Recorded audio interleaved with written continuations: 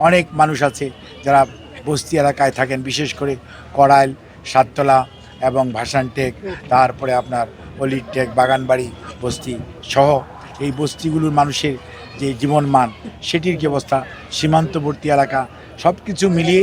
এমন একটি piloting programme নেওয়া হয়েছে যার মাধ্যমে আমরা শিক্ষা গ্রহণ করে আগামীতে সারা বাংলাদেশে পর্যায়ক্রমে সকল মানুষের মাঝে এই ফ্যামিলি কার্ডের কার্যক্রম প্রত্যেকটি পরিবার 5 সদস্য বিশিষ্ট একটি পরিবারের মাঝে ছড়িয়ে দেওয়া যায়, সেই লক্ষ্যেই বর্তমান সরকার জনাব তারেক রহমানের নেতৃত্বে কাজ করছে। এবং তারই ধারাবাহিকতায় আমাদের বিভিন্ন পর্যায়ে, ইউনিয়ন পর্যায়ে, ওয়ার্ড পর্যায়ে কর্মরত কর্মকর্তা কর্মচারীগণ এবং উপজেলা পর্যায়ের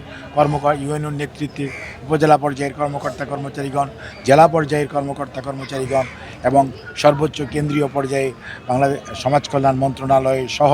সকল মন্ত্রণালয়ের, বিশেষ করে অর্থ মন্ত্রণালয়, শিক্ষা মন্ত্রণালয়, স্বাস্থ্য মন্ত্রণালয় সহ বিভিন্ন মন্ত্রণালয়ের আন্তঃমন্ত্রণালয়ের সহযোগিতায় এবং ক্যাবিনেট ডিভিশনের সার্বিক তত্ত্বাবধানে আমরা আজকে 21 দিনের মাথায় আমরা 37,566টি পরিবারের কাছে এই সুবিধা পৌঁছে দিতে পেরেছি। হয়তো এখানে কোনো ভুল